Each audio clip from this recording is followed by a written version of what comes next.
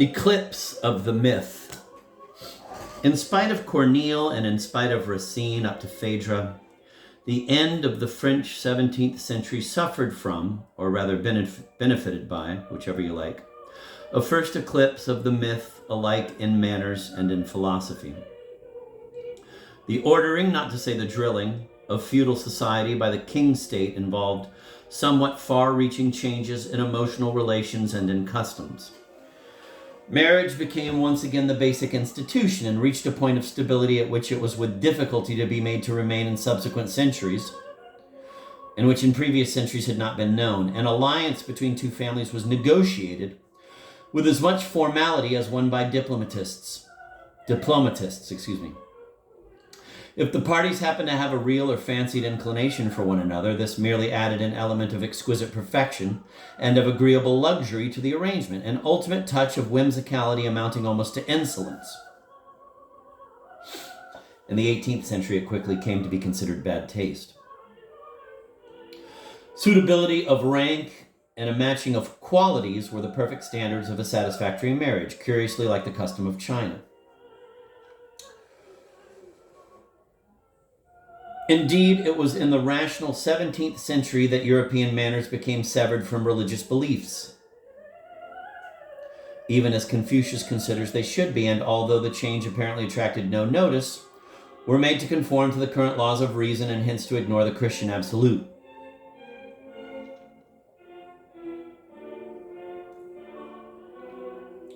No longer the unforeseeable effects of grace, but worth decided that there should be a union, and it was worth alone which rendered agreeable a prospective partner whose pros and cons had been ingeniously weighed.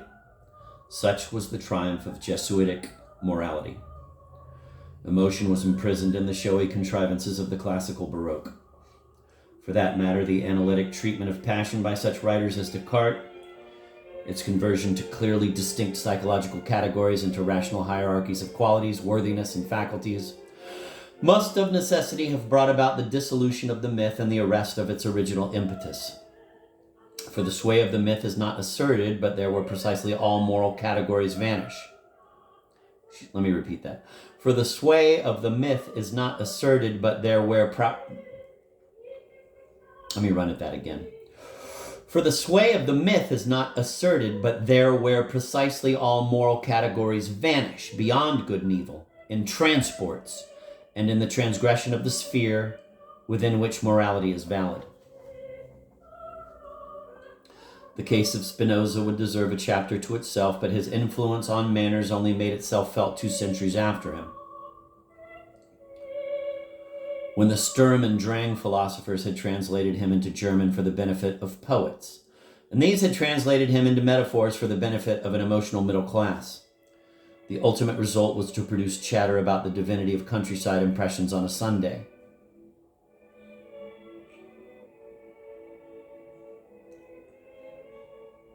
Spinoza defines love as, quote, joy accompanied by the idea of an external cause, end of quote. That's from Ethics, Book 3.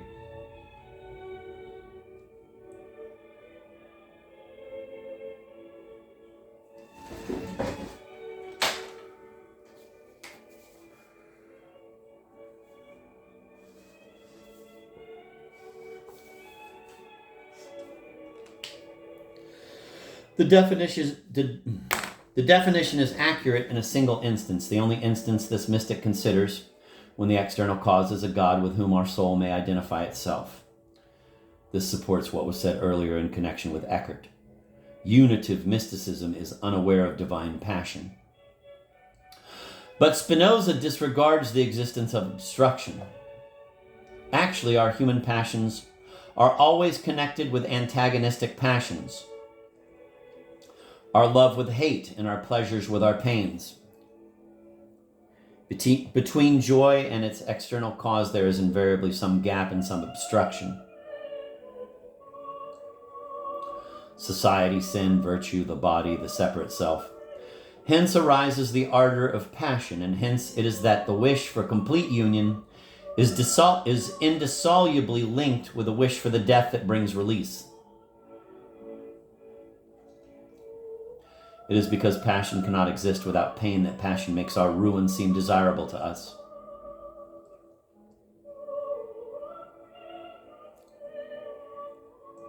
When the Portuguese nun Mariana Alcoforado wrote to the man who had seduced her, she said, quote, "I give thanks to you from my innermost heart for the despair into which you have cast me. I despise the peace in which I lived before knowing you. Adieu. Love me, then, forever, and go on making me suffer the cruelest torments," end of quote.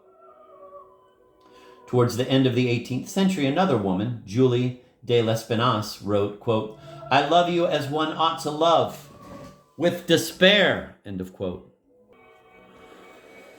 But till the advent of Rousseau, the 18th century in France was indeed a period of total eclipse for the dark sun of a melancholy.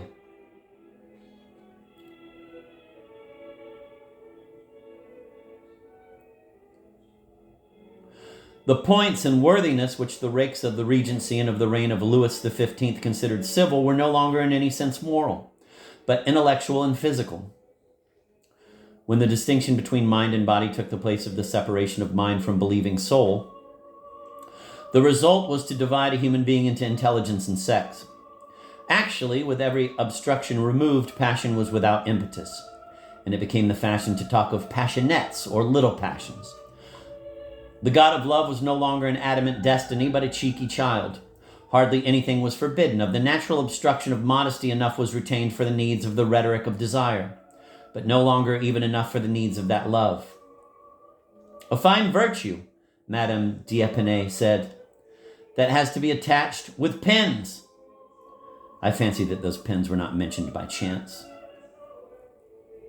"Love points you," the rhetoric said. A little later, blood was going to flow under the terror. But we are for the moment only at, quote, "war in lace cuffs," end of quote. Yet this century of sensuality was not that of sensual health, if it was thought to cure it of the myth. Quote, "The women of our time do not love with the heart, they love with the head," end of quote, said Abbé Galliani. Quote, "An old blind debauchee of wit," end of quote, wrote Horace Walpole in a letter, and thereby gave perhaps the best description of feminine Don Juanism. For it is woman who dreamed of Don Juan, and although there were Richelieu's and Casanovas to incarnate the dream, I am less sure of their reality than of that of the desire which created them. That desire was well viewed by the Goncourt brothers in their classical book on woman in the 18th century. Quote, "Instead of giving her the satisfactions of sensual love and settling her down to voluptuousness, love fills her with anxieties, drives her from one trial to another, from one attempt to another, shaking in front of her as she goes step by step into shame." Let me start that again. That desire was well viewed by the Goncourt brothers in their classical book on woman in the 18th century. Quote, "Instead of giving her the satisfactions of sensual love and settling her down to voluptuousness, love fills her with anxieties, drives her from one trial to another, from one attempt to another, shaking in front of her as she goes step by step into shame, the temptation of spiritual corruptions, a falsehood about ideals, the elusive caprice of dreams of debauchery," end of quote.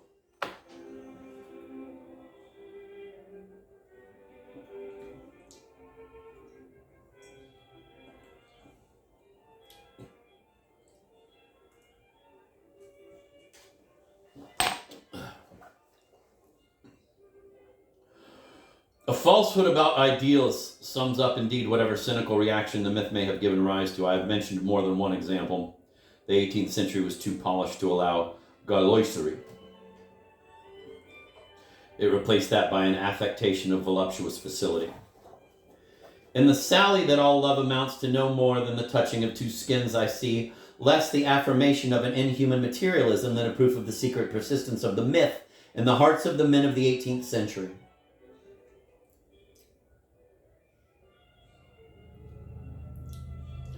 A modicum of amorous illusion and diffused idealism had to subsist for Chamfort to have considered it piquant to note down the maxim and to have published it. It could still astonish. It was no more, and was destined never to become more, than an inverted idealism. Don Juan and the Marquis de Sade.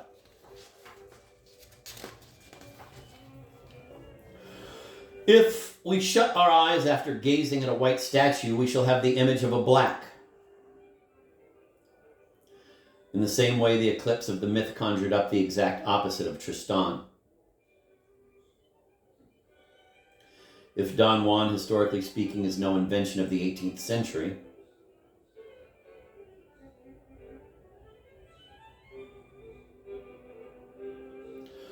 the period nevertheless played in relation to this character the very part assigned in Manichaean doctrine to Lucifer as regards creation.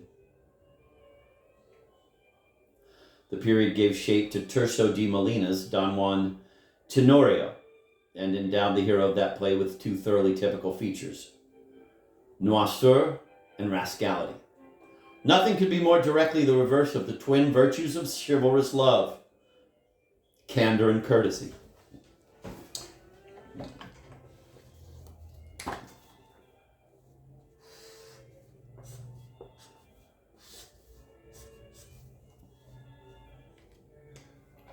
I'm going to reread that paragraph.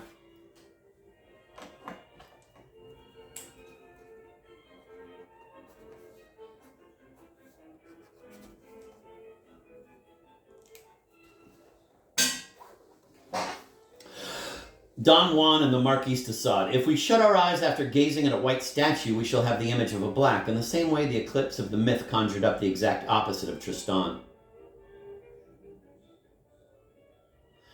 If Don Juan, historically speaking, is no invention of the 18th century,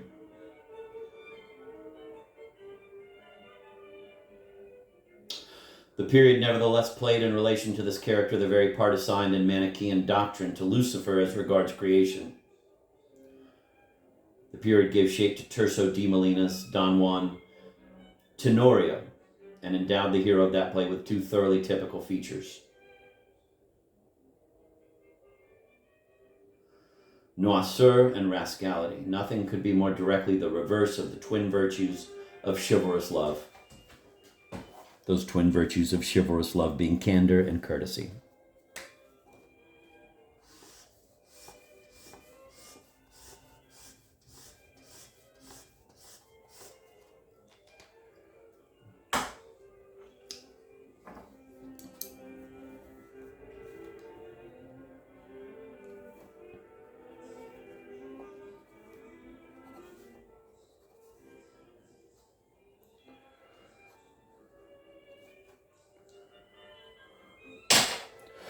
The way in which the mystical character of Don Juan stirs the emotions of woman and fascinates the minds of some men is to be accounted for, I fancy, by his infinitely contradictory nature. Don Juan is at one and the same time pure spontaneity of instinct and sheer mind, a flutter over the sea of possibility. He is constant in constancy, and also the constant quest of the one woman whom desire, in its untiring self-deception, is never able to find. He is the insolent avidity of a youth renewed at every fresh encounter. And he is also the hidden weakness of an inability to possess, because devoid of enough being ever to have. Let me be content with taking the dramatic Don Juan as an inverted reflection of Tristan.